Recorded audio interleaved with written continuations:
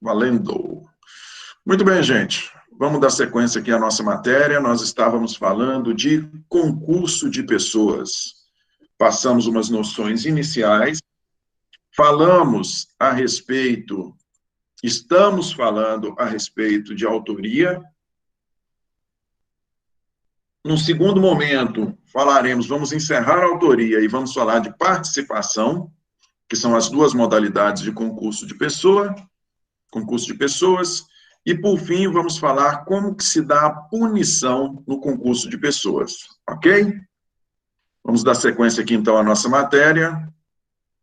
Mais uma vez, vou projetar para vocês os slides. Qualquer questionamento que vocês tiverem, vocês me interrompem. Deixa eu abrir aqui o slide direitinho. Vamos lá. Tá aqui. Vamos lá. E você, meu filho? Agora acho que vai. Isso. Agora vai.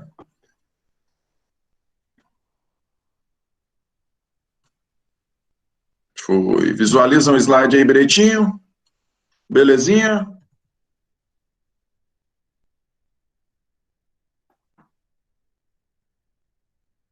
Sim, sim? Tá ok, professor, dá para enxergar. Ok, vamos lá. Na última aula, nós encerramos falando de autoria mediata.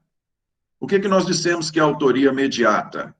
Nós falamos que ocorre a autoria mediata quando a pessoa, quando o autor do delito, ele se vale de uma pessoa para o cometimento do delito, de uma pessoa que não sofre responsabilização penal, em razão de alguma circunstância prevista em lei. Nós fizemos referências aqui aos casos de autoria mediata, quando nós temos erro determinado por terceira pessoa, quando nós temos coação moral, obediência hierárquica e utilização de instrumento impunível em virtude da condição ou qualidade pessoal. Falamos naquela circunstância em que se utiliza, por exemplo, alguém que não possua capacidade de discernimento. Pois bem, dando sequência, então, à nossa matéria, nós vamos falar de alguns casos específicos de autoria mediata e de outros institutos aqui referentes ao tema concurso de pessoas. Pois bem, gente, vocês viram que a autoria mediata é quando a pessoa, o autor, ele se vale de um terceiro não punível na circunstância, ele se vale de um terceiro não punível da circunstância para o cometimento do crime. Não é isso? Se vale de um terceiro não punível naquela circunstância. Pois bem, nós temos alguns delitos que são chamados de crimes próprios, crime próprio. Vocês se recordam o que é crime próprio? Crime próprio é aquele que se exige uma característica especial do autor do delito. É aquele que se exige uma característica especial. É um crime que não pode ser cometido por qualquer pessoa. Por exemplo, o crime de infanticídio. O crime de homicídio pode ser cometido por qualquer um? Pode ser cometido por qualquer um, não se exige nenhuma qualidade especial. Homicídio é matar alguém, ponto. Qualquer um pode matar. O crime de infanticídio pode ser cometido por qualquer um? O crime de infanticídio não pode ser cometido por qualquer um, porque para o infanticídio tem que ser mãe, a vítima, filho, a mulher tem que estar sob efeito do estado puerperal. Então, nós temos uma qualidade necessária, nós temos uma característica específica para o cometimento do delito. Esses são os crimes próprios. Pois bem, nós temos exemplos, como exemplo, o artigo 123, que trata do infanticídio, e nós temos o artigo 312, que é um dos crimes contra a administração pública. Para o cometimento deste crime aqui, a pessoa precisa da qualidade especial de ser servidor público. Não é qualquer um que pode cometer o delito de infanticídio, perdão, crime contra a administração pública. Precisa ser servidor público. Dentro daquela ideia, eu vou pedir aqui, por favor, alguém projete, alguém lance aqui no chat o artigo 123 e o artigo 312 do Código Penal, só para nós podermos visualizar e eu poder deixar isso aqui bem claro para vocês. Alguém pode fazer esse favor aí? Enquanto alguém lança, professor, boa noite. Boa. O suicídio, então, ele pode ser caracterizado como um crime próprio? Suicídio? Sim. Não, suicídio não é crime não, hein? É autocrime? Como que é? Não, suicídio não é crime. Nós temos o crime de instigação ou induzimento ao suicídio. Que é um Que é quando terceiro, né? você planta na cabeça da pessoa a ideia dela suicidar, e aí nós estamos falando de induzimento, ou quando você estimula alguém que já tem uma ideia prévia de suicídio a ela se suicidar. Nessas duas circunstâncias, é um crime cometido por terceiros. Sim, agora, porque o suicídio em si não é crime porque não há punição, né? Não há como você punir quem suicidou-se, entre aspas, né? Não só isso. A autolesão também não é crime. Se eu quiser cortar meu braço, não é crime. Eu ainda estou vivo aqui para receber pena. Entendeu? Não tem isso, não. Na questão do suicídio, quem responde é aquele que possui, é aquele que estimula, é aquele que induz, né? Induz propriamente. A pessoa fala, minha vida está uma porcaria, e o outro vira e fala, sua vida está uma porcaria mesmo, suicida, eu induzi. Ou então a pessoa vira e fala, minha vida está horrível, eu estou querendo suicidar, e você vira e fala, não, suicida mesmo. Aí você está instigando. Então o crime Essas duas quem possibilidades instiga, né? O são cometimento crimes. da prática, né? Mas os crimes, quem é que comete esse crime? É quem vai suicidar? Não, sou eu que estou estimulando ele. Vamos lá. Como eu disse para vocês, crime próprio. Crime próprio é aquele que pede uma característica especial. Está aqui, ó, artigo 123. Matar, sob influência de estado puerperal, o próprio filho durante o parto ou logo após.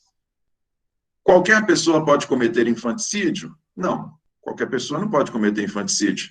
Tem que ser mulher, tem que estar sob efeito de estado puerperal e tem que ser o próprio filho. Este é um crime próprio. Ele exige características especiais do autor. O artigo 312. Apropriar-se o funcionário público de dinheiro, valor ou qualquer outro bem imóvel, público ou particular, de que tenha posse em razão do cargo ou desviá-lo em proveito próprio ou alheio. Qualquer pessoa pode cometer este delito? Não, só o servidor público. Só servidor público. Então, são crimes próprios, precisam de uma característica especial do autor. Se o autor não possuir a característica especial, se nós estivermos falando, vamos falar do infanticídio aqui, que é bem facinho. Se a mulher, durante o parto ou imediatamente após, se ela não estiver sob influência de estado puerperal, ela cometeu homicídio, ela não cometeu infanticídio. Correto? Se durante o parto, quem matar for o médico que fez o parto e não a própria mãe, ele cometeu homicídio, ele não cometeu infanticídio. É isso que quero dizer. Precisa de uma característica especial. Beleza? Vamos voltar aqui. Pois bem, vocês viram que o crime de autoria imediata ela ocorre quando a pessoa se vale de alguém não punível, para o cometimento do crime. não punível em razão de uma determinada circunstância qualquer. Nós acabamos de falar das circunstâncias aqui. Beleza? Pois bem, quando nós estamos falando de crimes próprios, existe a possibilidade de autoria mediata em crime próprio? Existe a possibilidade de uma pessoa cometer um crime próprio valendo-se de um terceiro, não punível em determinada circunstância? É possível, é possível. Vamos pensar aqui uma situação.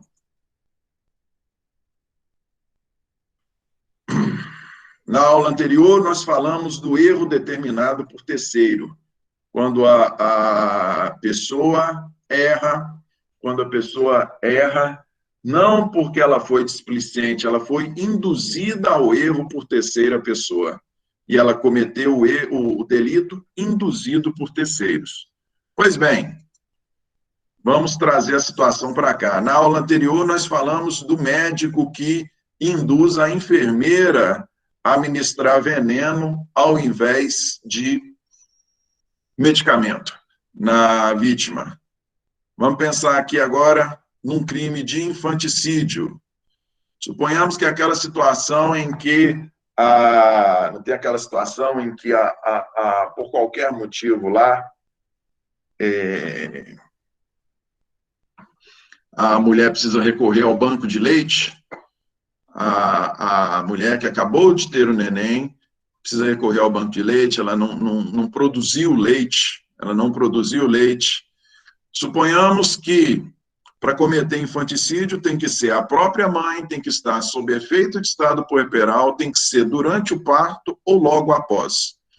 Suponhamos que, logo após, no mesmo dia em que teve o neném, ainda sob efeito de estado puerperal, a mulher não teve a produção de leite, ela teve que recorrer ao banco de leite, e na hora de dar de mamar para o neném na mamadeira, ao leite lá, ela vai e adiciona, ela está sob efeito do estado puerperal, a mulher está transtornada, ela vai e adiciona veneno na mamadeira.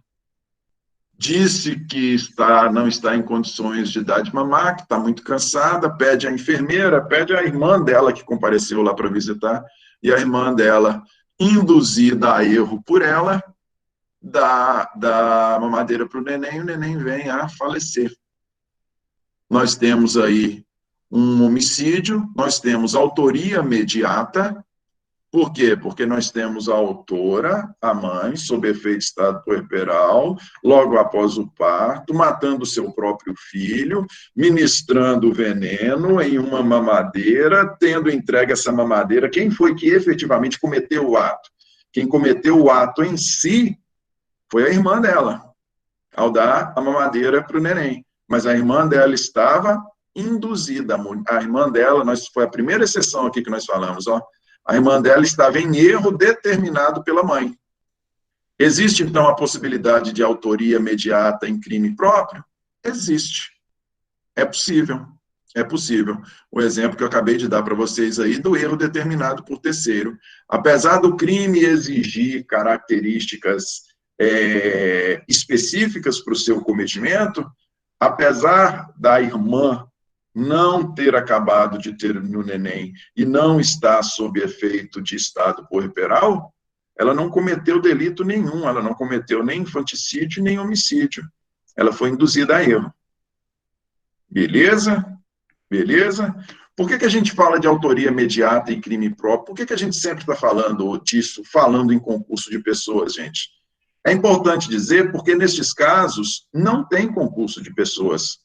Por mais que nós tenhamos uma que determinou a conduta e outra que executou a conduta em erro, por mais que nós temos aí duas atuações, pessoas atuando, duas pessoas, nós não temos concurso de pessoa. Nós temos autoria mediata. Quando se tem autoria mediata, não se tem concurso de pessoas. Beleza? autoria mediata e crime de mão própria. O crime próprio, ele tem a circunstância de que, para o seu cometimento, precisa-se de características especiais. Precisa-se de alguma característica especial.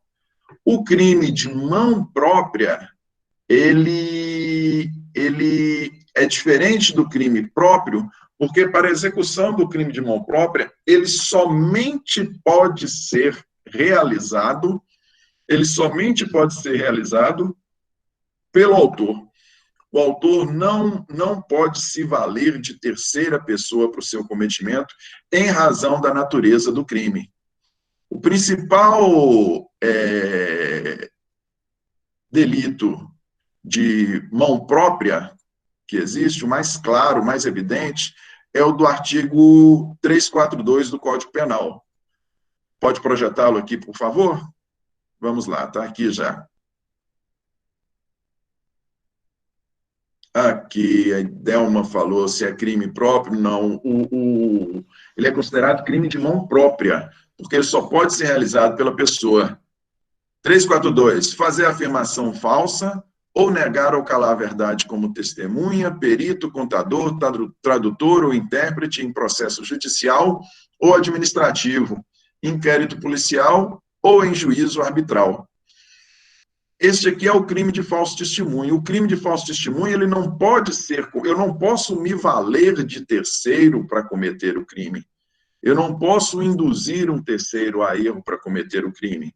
O crime de falso testemunho, ele é cometido pela própria... Ele só pode ser cometido pela própria pessoa.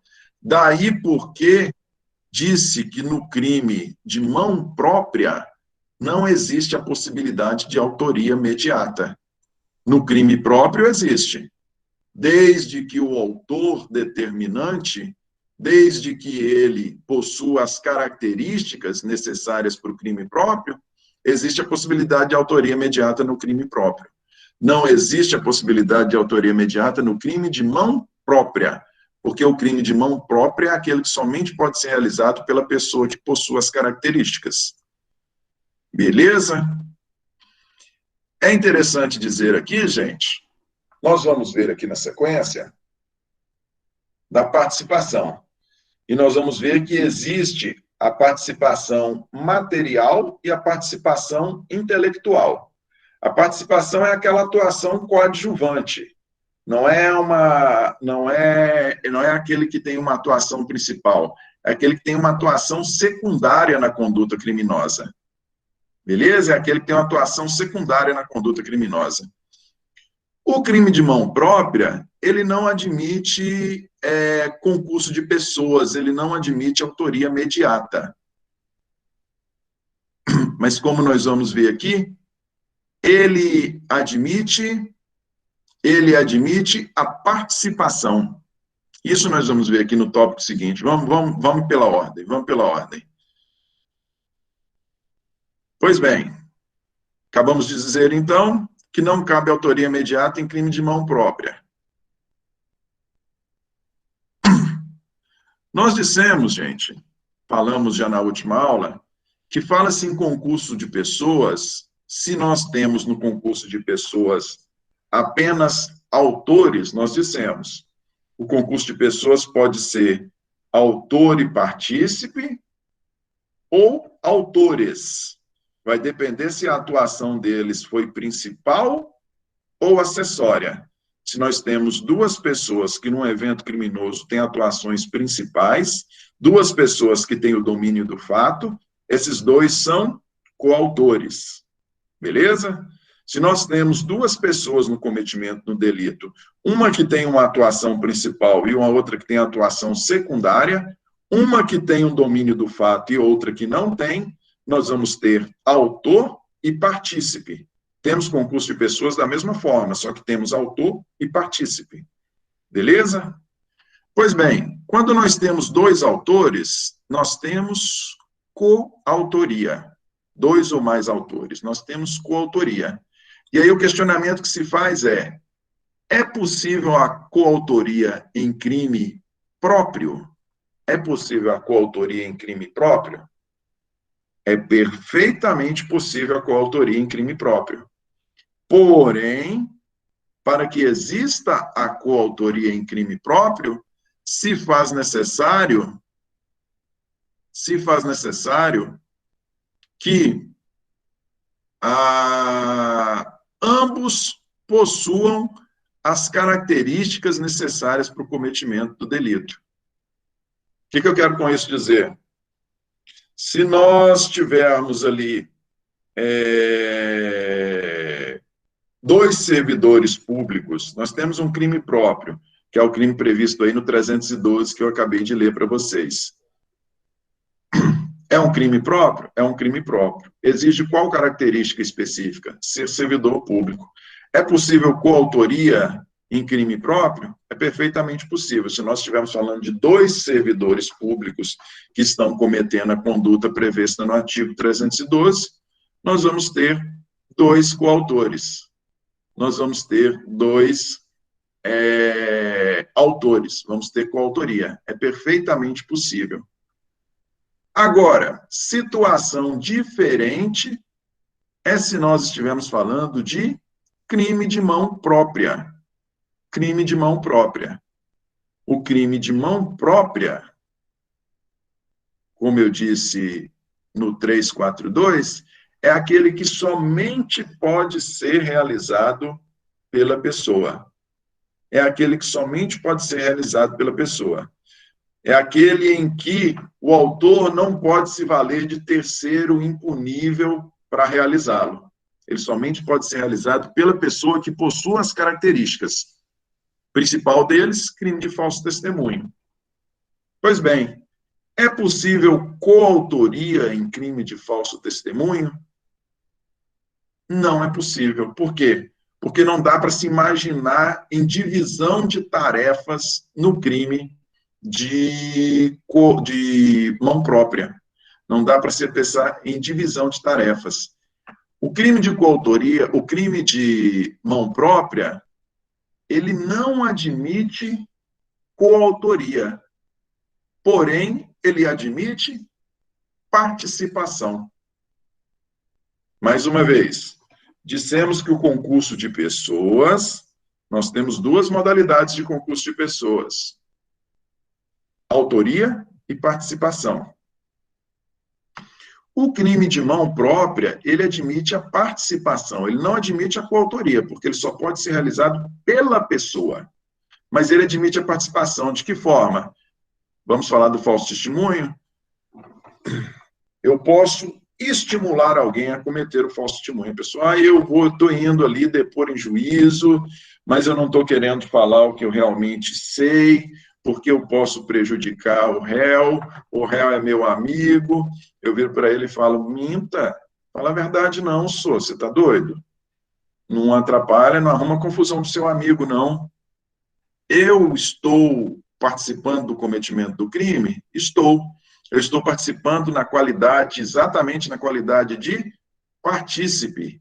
Eu estou tendo uma participação, como nós vamos ver logo mais, intelectual. Eu estou estimulando a pessoa a cometer o delito. É um crime de mão própria, falso testemunho, que não admite coautoria, em razão de só poder ser realizado pela pessoa, porém admite participação, em especial a participação intelectual. Beleza? Professor, Sim. uma pergunta. Então, no caso da autoria mediata e crime de mão própria, admite a participação, e se admite a participação, é concurso de pessoas.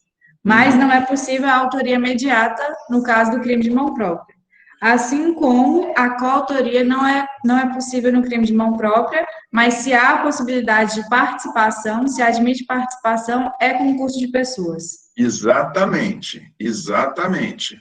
Nós temos duas formas de concurso de pessoa. Ele não admite coautoria. Nós não podemos ter dois autores no cometimento de um crime de falso testemunho, do crime de mão própria. Porém, nós podemos ter autor e partícipe. E aí nós vamos ter o partícipe Ele também responde, já tem uma segunda pergunta aqui.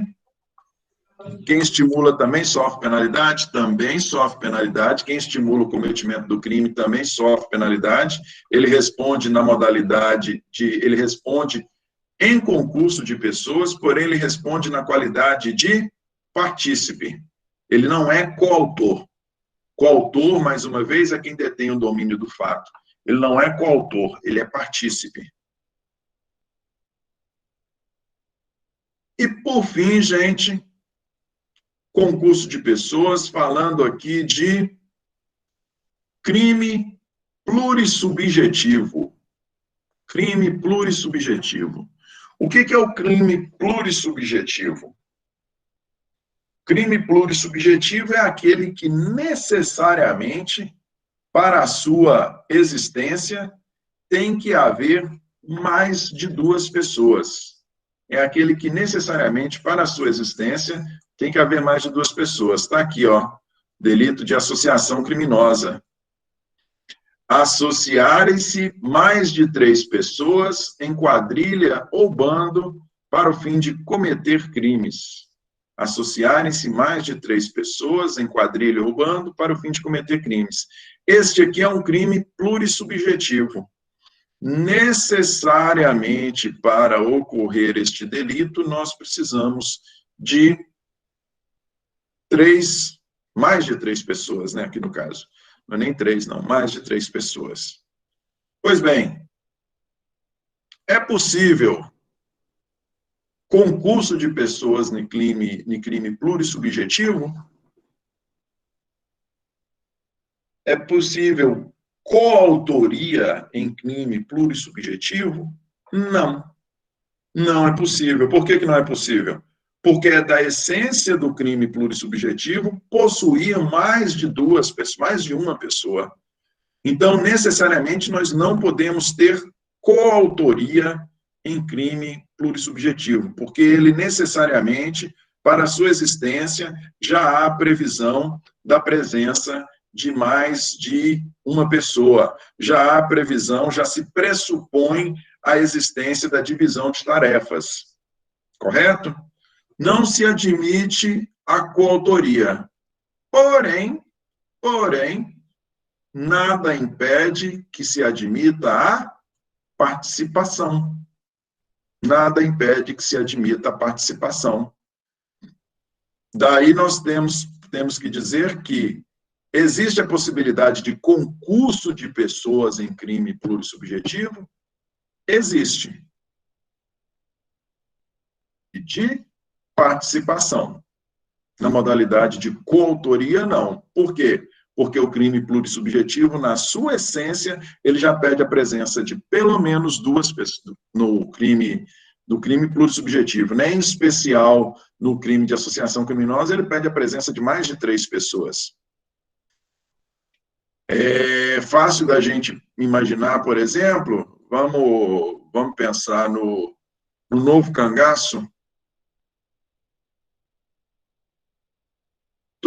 Quando se fala em coautoria, Fernanda, porque nós temos mais de um autor. Entendeu? Todos são coautores. Não existe autoria e coautoria, não. Coautoria é porque tem mais de um autor. Vamos pensar numa realidade que nós vivemos aqui por um momento aqui ainda deu um tempinho, né? Sumiu um tiquinho aí agora.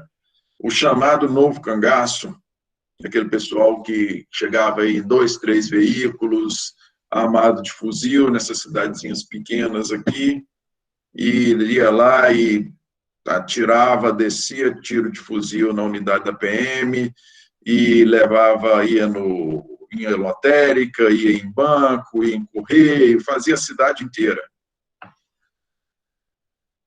Ali nós temos um crime de associação criminosa, além propriamente dos crimes de roubo ou homicídio, enfim, mas nós temos associação criminosa ali. Existe a possibilidade de coautoria na associação criminosa? Não. Porém, existe a possibilidade de participação. Suponhamos que nós tenhamos ali, tenhamos ali aquela plateia, os admiradores, né, do novo cangaço, o povo que furta dos ricos, rouba dos ricos para dar para os pobres, tem os admiradores do novo cangaço ali, e a galera fica estimulando, não, vai lá mesmo, moço, você já fez a cidade X, agora vai lá, faz a cidade Y, tô te dando o maior apoio, nossa, isso é bacana demais. Isso é estímulo, isso é estímulo. Então, é possível, mais uma vez, é possível concurso de pessoas em crime plurissubjetivo? É possível, apenas na modalidade participação. Na modalidade coautoria, não. Por quê? Porque já é da essência do delito ter mais de duas pessoas, é da essência, no caso de associação criminosa, mais de 3. É da essência do delito ter divisão de tarefas. Beleza?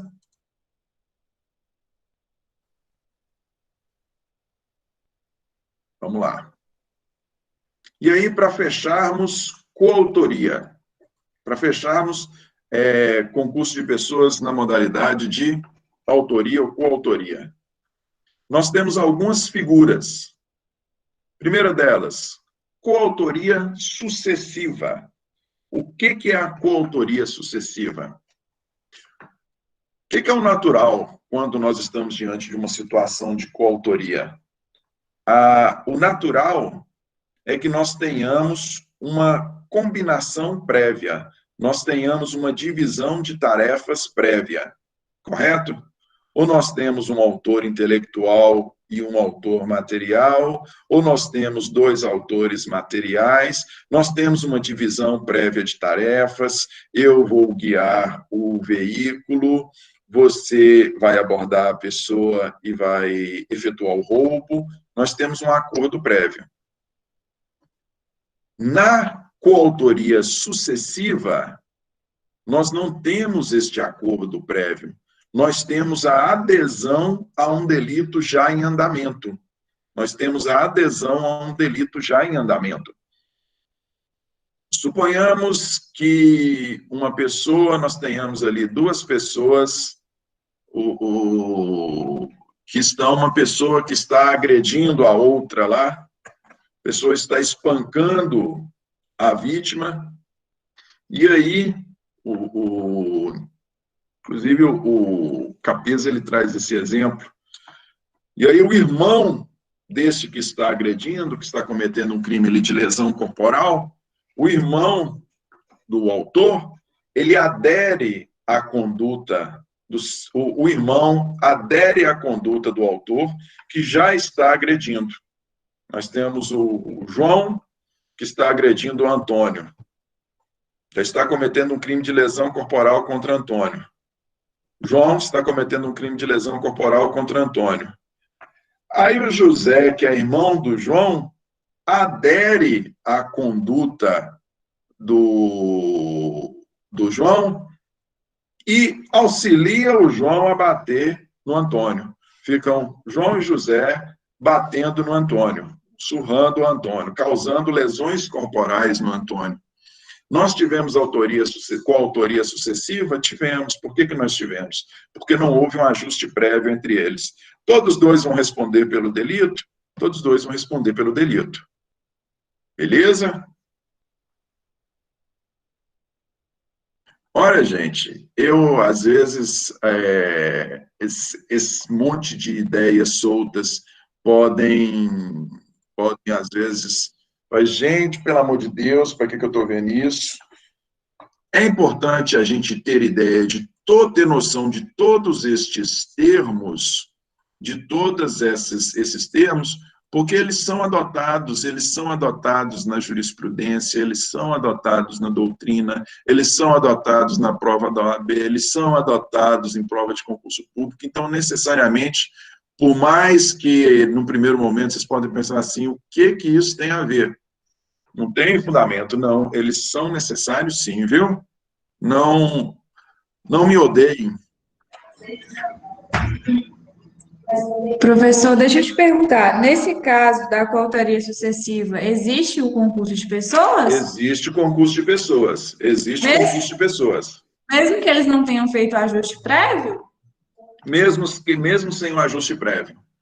A adesão à conduta delitiva já em andamento, a adesão de uma terceira pessoa à conduta delitiva ela já em andamento, faz com que surja o concurso de pessoas e todos dois aí, neste caso, sejam coautores. Tenha concurso de pessoas, sim. Ah, entendi. Mas eu posso entender esse caso como uma exceção, porque não teria que ter o liame subjetivo? Não entendi. Eu posso entender Seria um caso de exceção porque não tem o liame subjetivo? O liame isso. subjetivo aqui é implícito. Ele é implícito. Ah, tá. A partir do momento que eu estou vendo uma pessoa agredindo a outra e eu passo a também agredir, naquele momento ali, implicitamente, se formou o liame objetivo. Todos nós dois, eu e o autor primeiro, todos nós dois estamos com um propósito certo de cometimento daquele crime de lesão corporal. Certo, porque foi uma escolha baseada no que o coautor viu, né, no caso. Exato, exato. Entendido. Obrigada, professor. Por nada. Autoria colateral, gente. Autoria colateral. Na autoria colateral, nós não temos o concurso de pessoas. Na autoria colateral, nós não temos concurso de pessoas. Eu já até dei um exemplo para vocês, já comentei, não sei em que circunstância na aula passada. Suponhamos que uma pessoa possua 2 desafetos, um réu possua 2 desafetos, 2 pessoas que não gostam dele, e essas 2 pessoas, a vítima sempre costuma passar pelo mesmíssimo lugar, e essas 2 pessoas ali ficam de tocaia, uma sem saber da outra,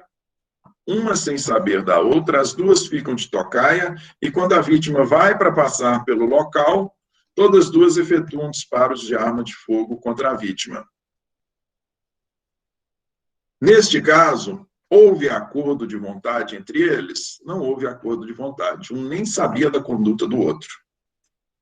Neste caso, nós não temos concurso de pessoas. Neste caso, nós temos autoria colateral. Cada um é autor de um delito, cada um é autor do delito específico. Não houve divisão de tarefas entre eles. E essa situação essa autoria colateral, ela faz surgir situações muito interessantes. Vejam só. Suponhamos que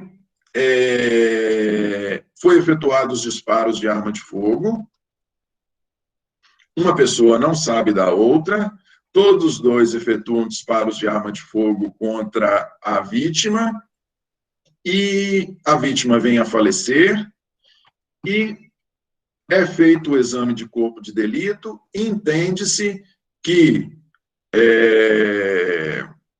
a morte se deu em decorrência dos disparos efetuados pelas 2 armas, né?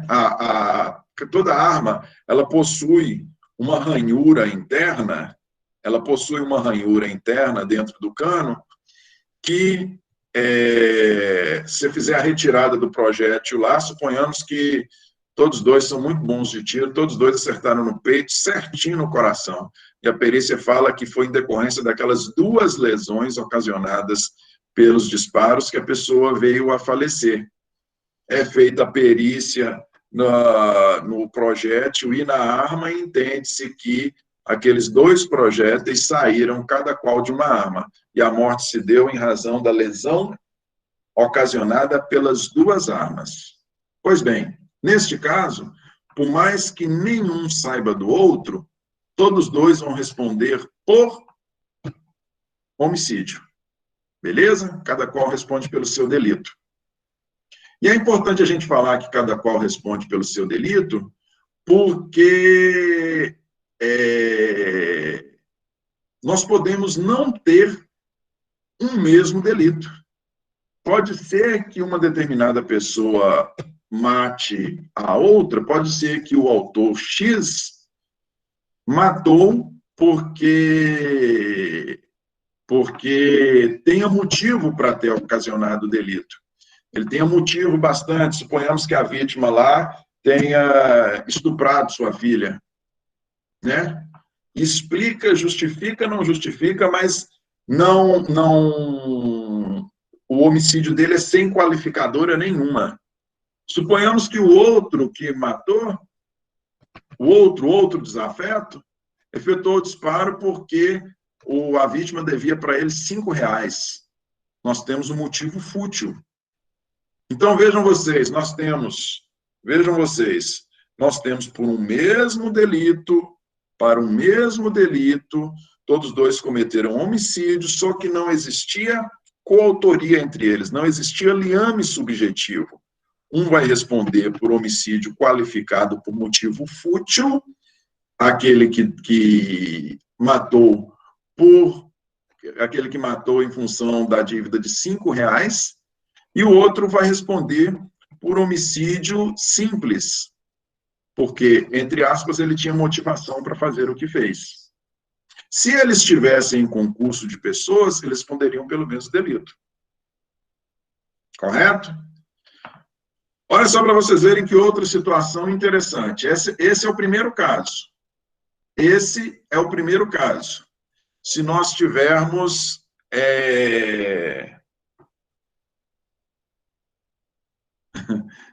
Ô, Daniel, não complica o exemplo, não, Daniel. Se for de alma lisa, tá bom. Um estava com a 380 e o outro estava com a ponto .40. Aí achou lá projeto de 380 e ponto .40. Se for as duas de alma lisa, não tem jeito, né? Duas de alma lisa do mesmo calibre, não tem jeito. Mas vamos lá. Professor. Oi. Exemplo que você deu aí de autoria colateral. Cada qual responde pelo seu delito. O senhor deu o exemplo de os dois acertarem o coração, né? E a vítima vê a óbito. Pois não. Se for feito, vamos supor que uma das pessoas acerta o coração e o outro acerta o pé. E é feito o exame de balística e constata que um acertou no pé, que não é um lugar, né, fatal, e o outro acertou o coração, que é um lugar que matou a pessoa. Cada um responde pelo seu delito. Como que fica essa situação? É exatamente sobre isso que eu ia falar agora. Se eu falei nesse primeiro exemplo da perícia concluindo que foi em decorrência da conduta dos dois. Se, porém, feita a perícia, entender, vou nem falar no pé, não. Um atingiu na região torácica, atingiu no peito, e o outro disparo, efetuado pelo outro autor, atingiu a região abdominal, e a perícia conclui que a morte foi em decorrência do tiro no peito, aquele que efetuou a morte vai responder por homicídio. Aquele que atingiu na região abdominal, que causou lesão que não foi suficiente para o cometimento do crime, esse vai responder por tentativa de homicídio, porque o resultado morte não pode ser atribuído a ele. Ele vai responder por tentativa de homicídio. Agora, nós ainda temos uma terceira situação. Suponhamos que a perícia não seja suficiente. Vamos ainda falar daqueles dois disparos que atingiu região letal. Um tiro pegou na cabeça e o outro tiro pegou na região torácica, no peito. E a perícia não sabe dizer com certeza,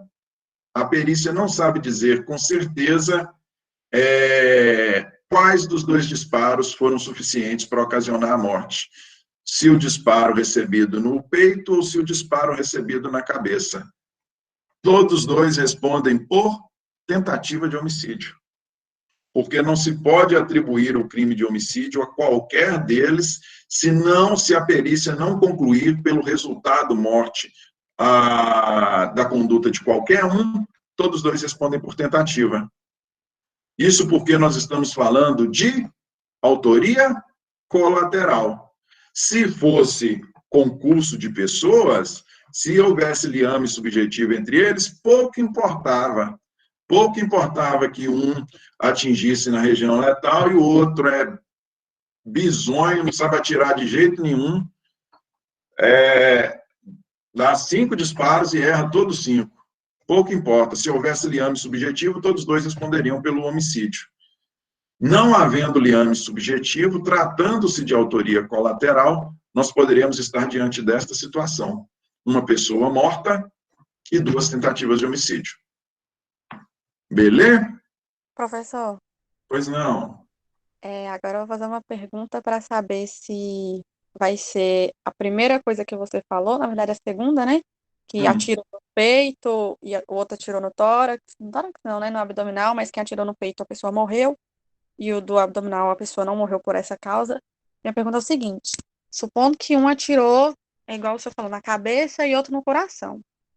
O da cabeça fez a pessoa morrer. Porém, constata que o do coração, a pessoa morreria também. Só que a da cabeça foi o que matou, tipo, primeiro. Então, ela acabou matando. Mataria depois. O que acontece? O que acontece é que um vai responder por tentativa e o outro por homicídio. O que matou vai responder por homicídio.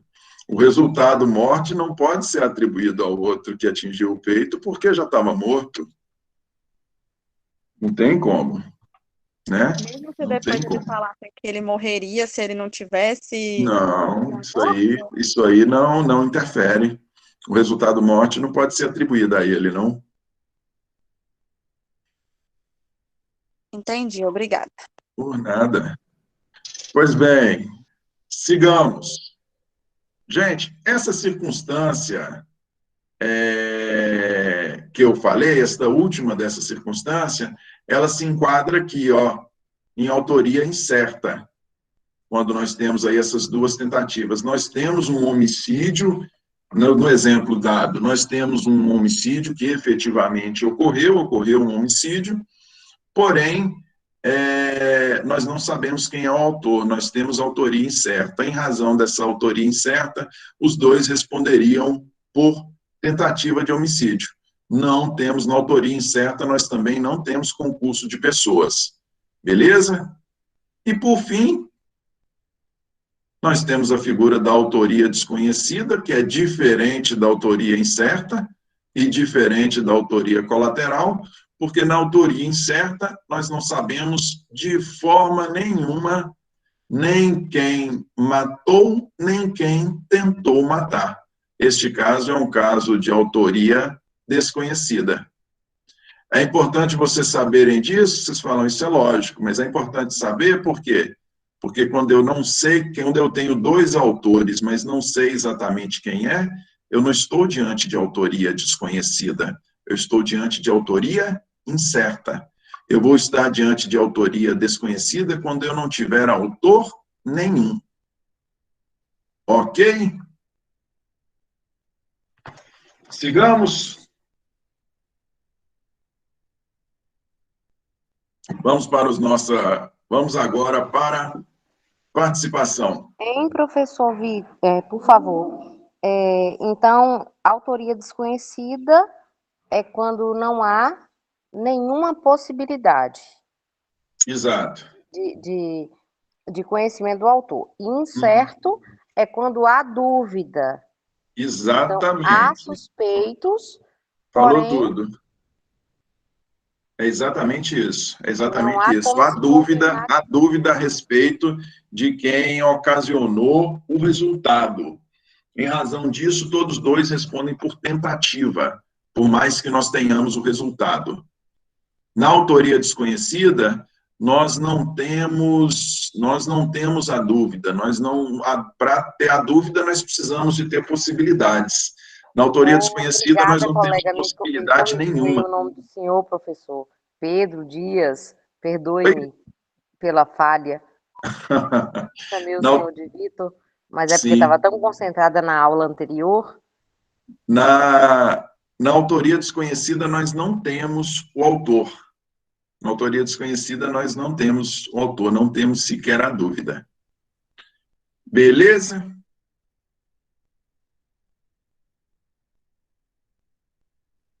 Insuficiência de prova, não seria propriamente insuficiência de prova, não. Nós não temos prova, né? Nós não temos prova. Insuficiência de prova, a gente fala insuficiência de prova quando a prova é fraca. Nós não temos prova nenhuma neste caso. Em nenhum desses casos tem concurso, Sofia. Em nenhum desses casos tem concurso. Porque não há liame subjetivo. Nem na autoria incerta, nem na autoria colateral. Não há concurso. Beleza? Vamos lá. Deixa eu abrir aqui o slide seguinte.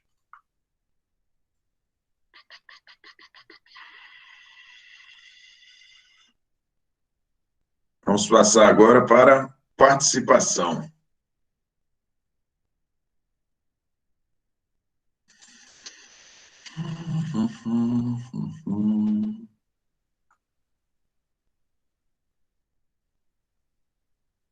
Espera aí, deixa eu ver a pergunta aqui.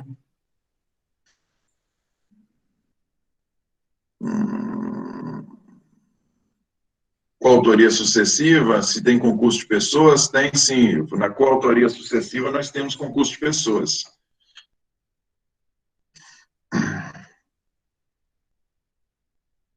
Não, o professor é bom só. O professor é bom demais da conta.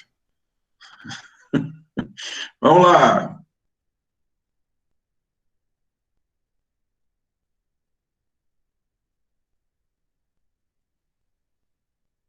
Vamos lá.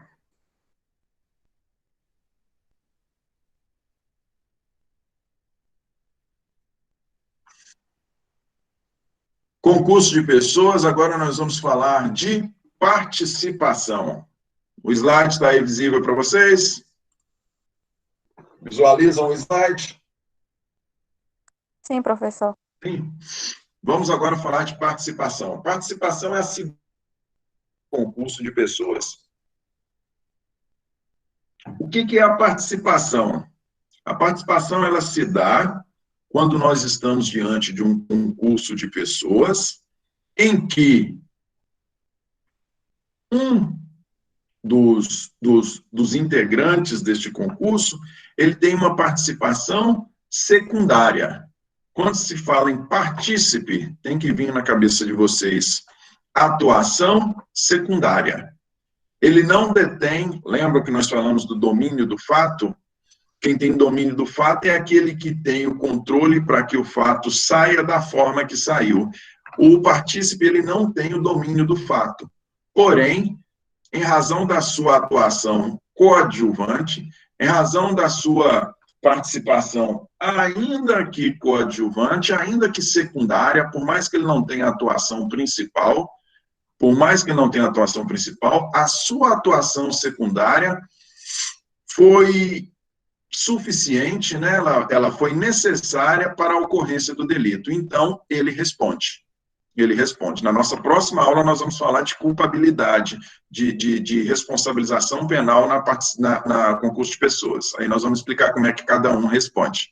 Mas, nesse primeiro momento, o que vocês têm que saber? Partícipe é aquele que tem uma atuação coadjuvante, é aquele que tem uma atuação secundária no evento criminal e que responde também em razão, por mais que a sua participação seja secundária.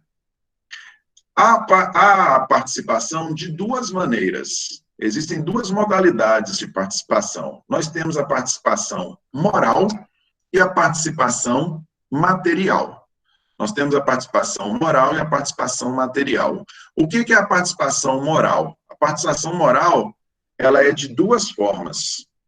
A participação moral, ela se subdivide em duas formas, que são o induzimento e a instigação. Induzimento e instigação.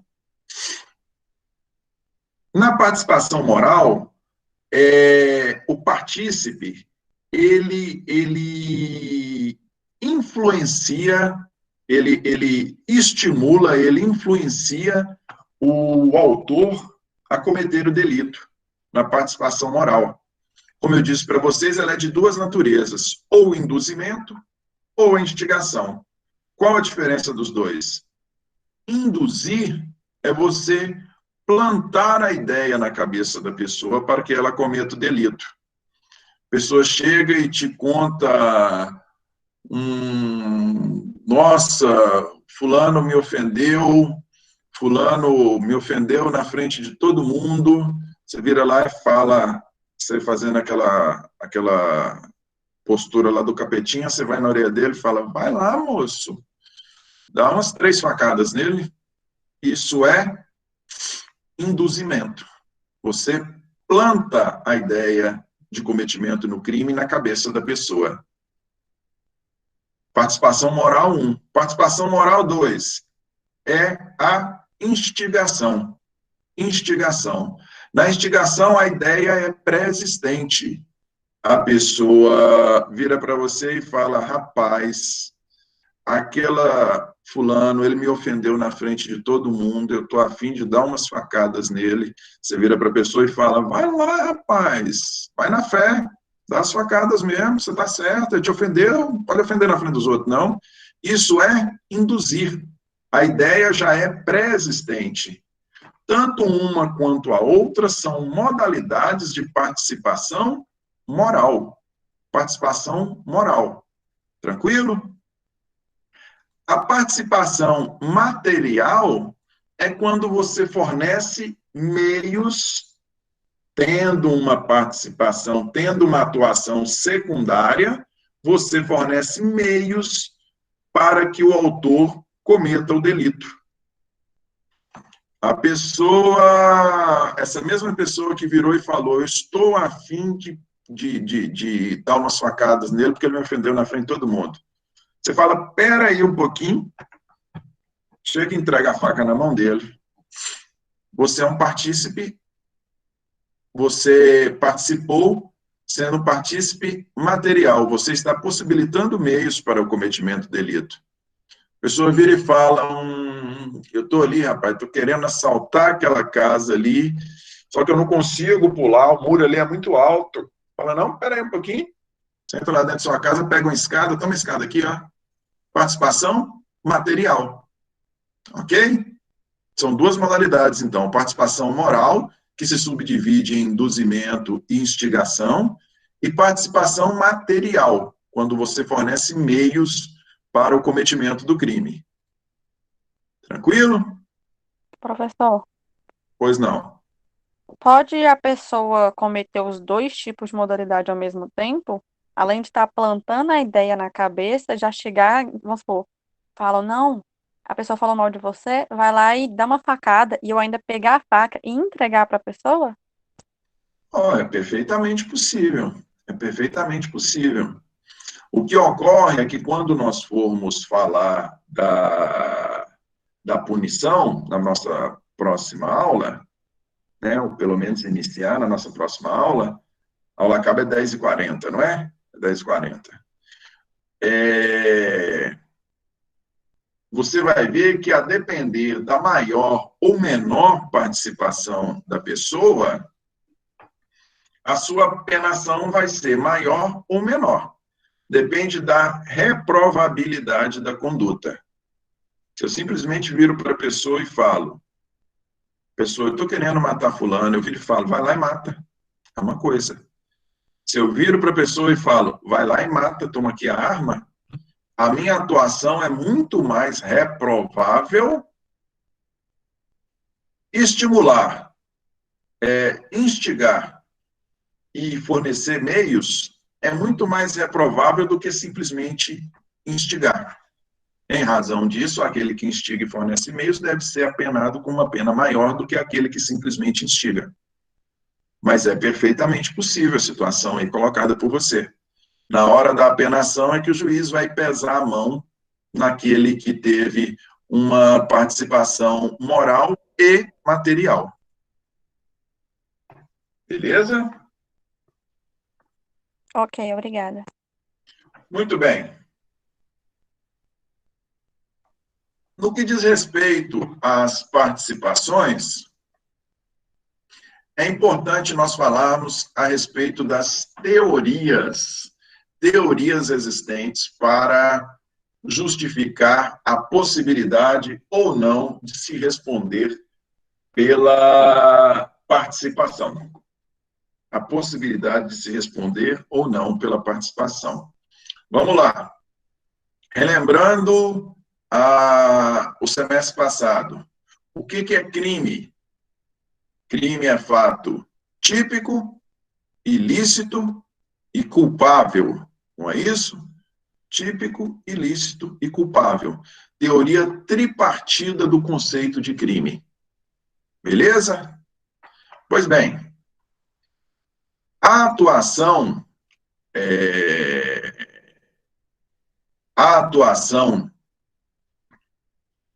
do partícipe, ela é uma atuação acessória. Ele exerce um papel coadjuvante. Ele exerce um papel secundário. Pois bem, para se falar em responsabilização por participação, existem quatro teorias que buscam justificar a responsabilização pela participação. A chamada teoria da acessoriedade mínima, teoria da acessoriedade limitada, teoria da acessoriedade máxima e teoria da hiperacessoriedade. Teoria da acessoriedade mínima, acessoriedade limitada, acessoriedade máxima e hiperacessoriedade. Vamos lá. Pela teoria da acessoriedade mínima, para que a pessoa responda pela participação, basta que o autor tenha cometido simplesmente um fato típico. Basta o cometimento simplesmente de um fato típico. Se eu estimulei a pessoa a cometer um fato típico, eu vou responder pela participação no delito, pela teoria da acessoriedade mínima. Não precisa o fato ser ilícito nem culpável. Lembrem aí, falem aí de uma excludente de ilicitude. Se recordam do semestre passado?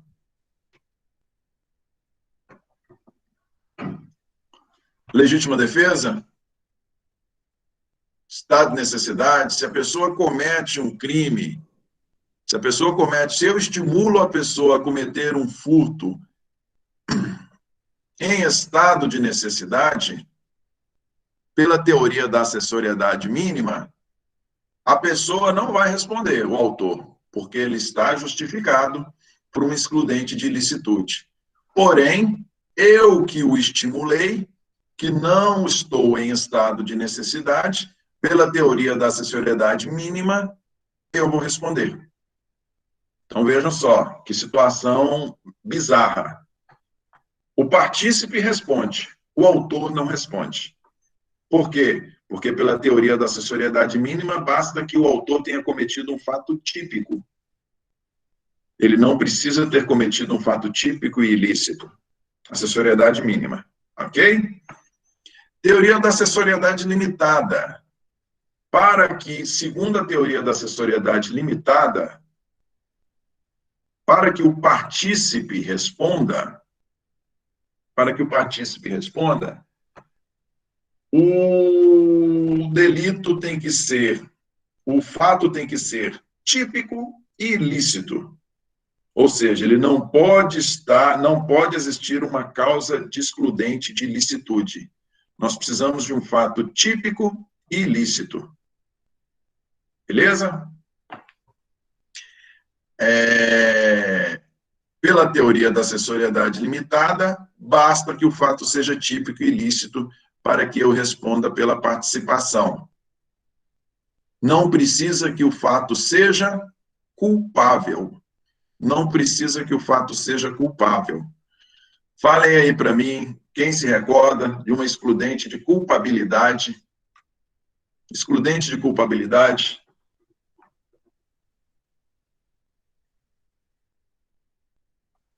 Vocês lembram? Inexigibilidade de conduta diversa. Inexigibilidade de conduta diversa é uma excludente de culpabilidade. Pela teoria da acessoriedade limitada, como eu disse, basta a pessoa ter cometido um fato típico e ilícito, o autor, para que o partícipe, vamos falar daquele que estimula o cometimento do crime, para que o partícipe responda. Basta o fato ser típico e ilícito. Mesmo que o autor do delito esteja justificado por uma causa excludente de culpabilidade, ainda assim o partícipe responde. Suponhamos que ele estivesse ali da inexigibilidade de conduta diversa, coação moral irresistível, inexigibilidade de conduta diversa, o partícipe responderia e o autor não responderia, porque crime é fato típico, ilícito e culpável. Beleza?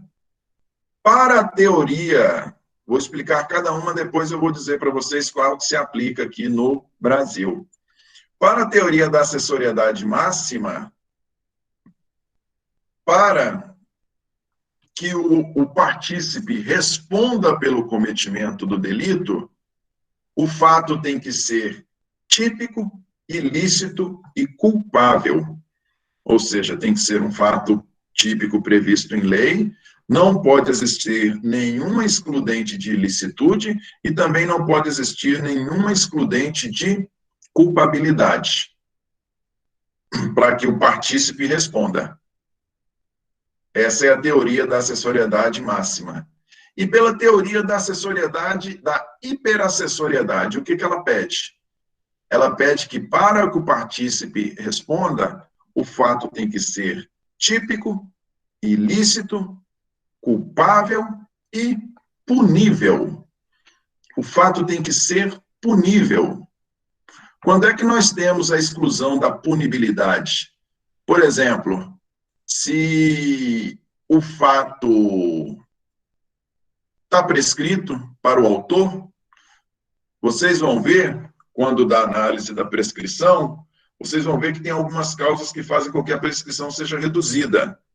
Suponhamos que eu, partícipe, que tenho 30 anos, estimule, induza, instigue alguém de 19 anos a cometer um homicídio. O menor de 21 anos, o prazo prescricional para ele conta pela metade. Prazo prescricional para menor de 21 anos conta pela metade. Eu que tenho 30 anos, meu prazo não vai contar pela metade, meu prazo prescricional vai ser normal. Pode, então, ocorrer, suponhamos que a instrução do processo demorou demais da conta, e atingiu o tempo necessário para ocorrer a prescrição para o autor, porque para ele conta pela metade.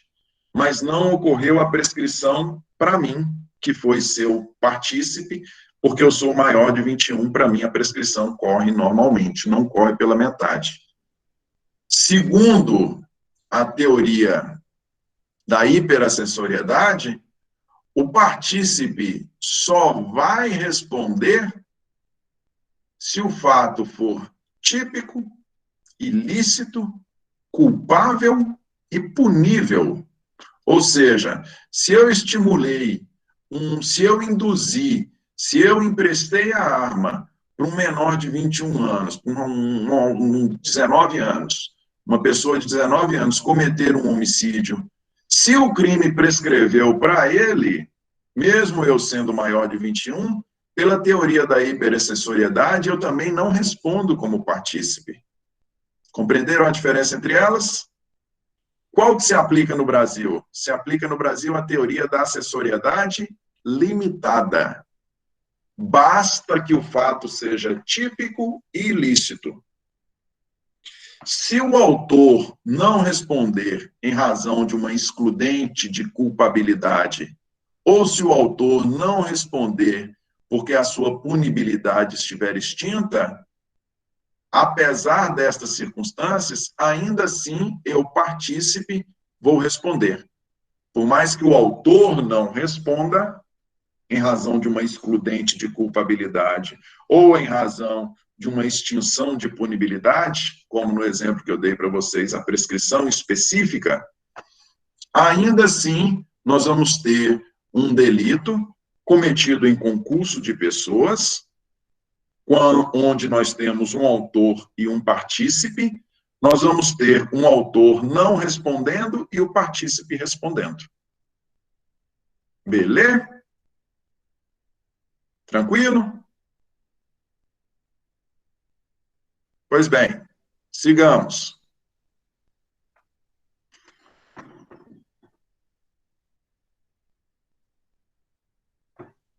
Instigação, autores e fatos determinados. Como nós dissemos para vocês, existem dois tipos. Aqui, professor Pedro, por favor. Pois não?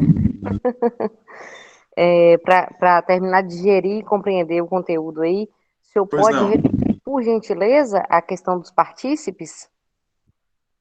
Dos partícipes? O que acontece?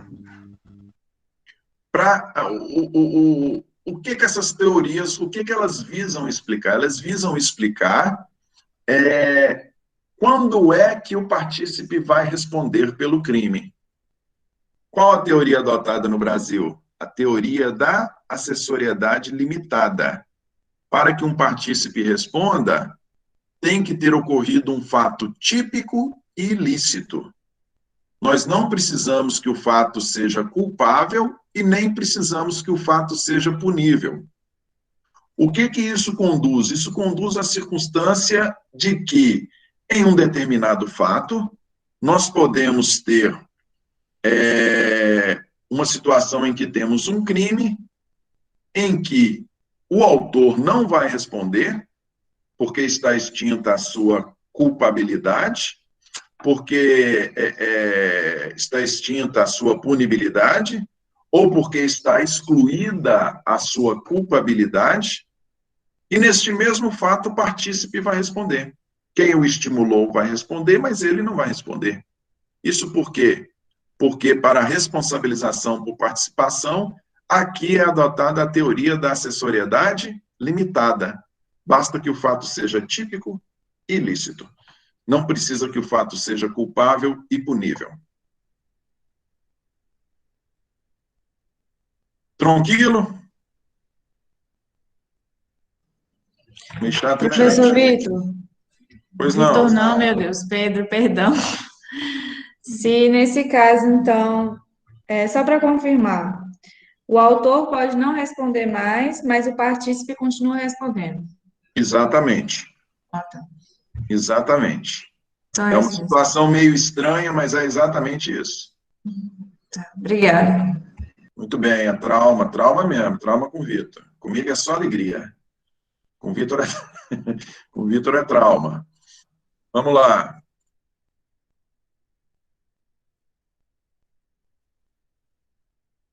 Pois bem, gente, nós dissemos, mais algum questionamento aqui? Mais algum questionamento? Não? Vamos lá. Nós dissemos... Eu vou falar só deste slide aqui, falando de desistência voluntária e arrependimento.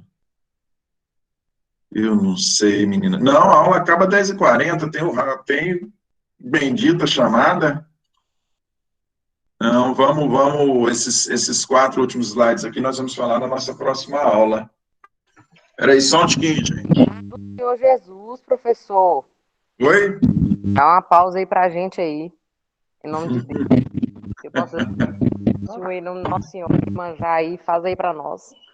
Tá certo. Deixa eu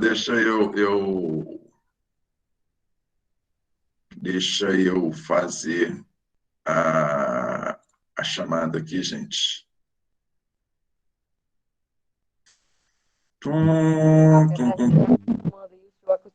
E aí, tá compreendendo?